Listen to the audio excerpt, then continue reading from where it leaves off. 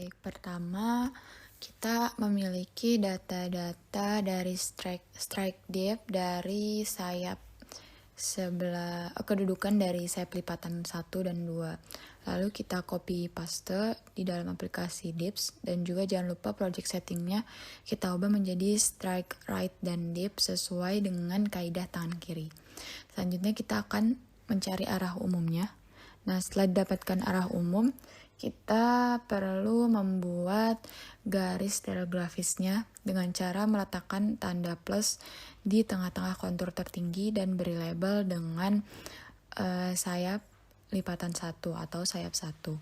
Selanjutnya yang kedua juga sama, dilakukan diletakkan tanda plus terhadap kontur tertinggi. Lalu tinggal klik kiri saja dan jangan lupa diberi nama yaitu sayap 2. Nah, setelahnya kita perlu membuat bidang bantu dari analisis ini, yaitu dengan cara meletakkan tanda plus di perpotongan antara sayap 1 dan juga sayap 2, lalu beri nama bidang bantu. Nah, setelahnya kita perlu mengoverlay dengan stereonet juga, tapi jangan lupa trench dan plunge-nya kita cek dulu pada perpotongan dari sayap 1 dan sayap 2 ini. Lalu kita stereonet overlay dan di custom masukkan axis orientation sesuai dengan trend dan plunge yang sudah kita tracking tadi. Lalu tinggal di OK saja. Nah, setelah ini akan terlihat kotak-kotak. Selanjutnya kita hanya perlu meng-add teks atau menambahkan teks untuk sigma, yaitu sigma 2 terletak pada perpotongan dari sayap lipatan 1 dan juga sayap lipatan 2. Nah, setelah memberi teks untuk data sigma tersebut, kita juga melakukan sigma 3 dari data ini, yaitu dengan cara melihat perpotongan dari sayap 1 dan sayap 2 terhadap bidang bantu. Lalu kita ambil tengah-tengahnya dari kedua data tersebut. Nah, itu menunjukkan tentang orientasi dari sigma 3.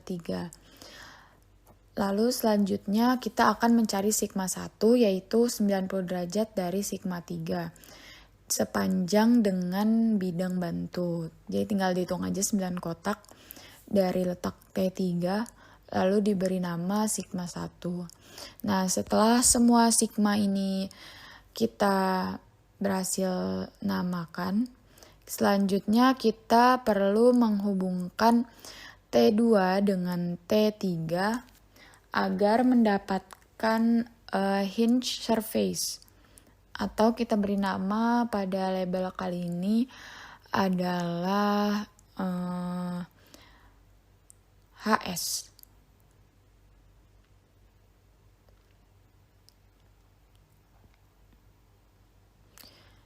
Nah, setelah diberi nama HS, kita lalu melakukan penarikan dari pusat stereonet yang melewati perpotongan dari sayap 1 dan sayap 2 sampai dengan ujung dari garis pinggir stereonet. Ini adalah hinge line. Nah, kita juga bisa memberi nama dari garis hinge line tersebut dengan mungkin bisa dipanjangkan dengan hinge line atau bisa juga HL saja.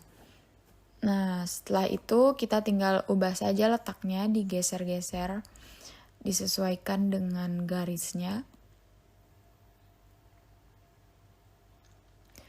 Lalu selanjutnya kita, bisa juga dari teks tersebut dihapus untuk gambar pinggirannya sendiri.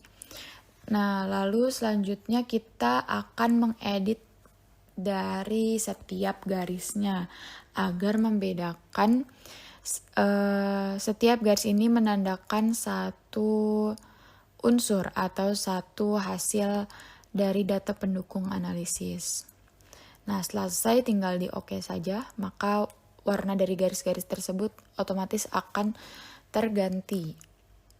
Nah, setelah itu kita bisa mematikan overlay-nya, mengganti dengan major plan plot, yaitu menunjukkan hasil dari analisis kita. Terdapat strike depth dari setiap pengukurannya. Lalu setelah itu kita tinggal masukkan data-data ini ke dalam Excel sesuai dengan nilai yang ada pada data pada kolom di samping tersebut. Selanjutnya kita akan melakukan pada nilai pada sigma-sigma, yaitu dengan cara mengubah dulu ke dalam trend dan plunge, lalu kita letakkan kursor pada titik-titiknya atau pada perpotongannya agar kita mendapatkan nilai yang sesuai dan dengan plunge dan trend dari sigma tersebut. Atau bisa juga hal ini dipraktekkan pada pengukuran hinge line. Nah, setelah itu tinggal ditulis saja, dilengkapi data-datanya dari semua pengukuran.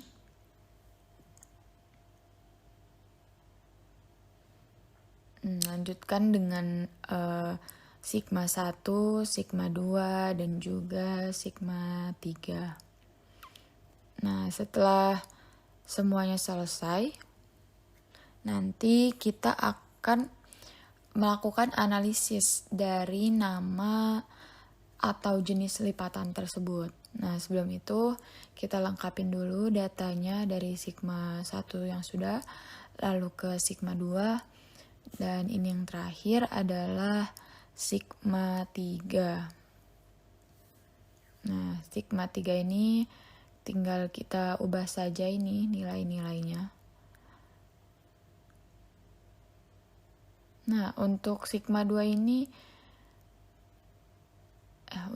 Nah, setelah selesai semuanya, kita hanya perlu menganalisis berdasarkan klasifikasi yang sudah saya lihat pada lampiran-lampiran di literatur. Nah, setelah selesai tinggal kita tulis saja berdasarkan nama atau data yang ditemukan dari klasifikasi tersebut. Nah, pada klasifikasi ini yang digunakan adalah dip dari hinge surface dan juga nilai plunge dari hinge line, sehingga didapatkan nama yaitu moderate incline plunging fold. Nah ini moderate incline plunging fold. Nah, setelah itu kita tinggal sudah selesai untuk analisis kali ini. Mungkin apabila ada kesalahan dari tutorial ini, saya minta mohon maaf. Untuk datanya bisa di-save secara ekspor.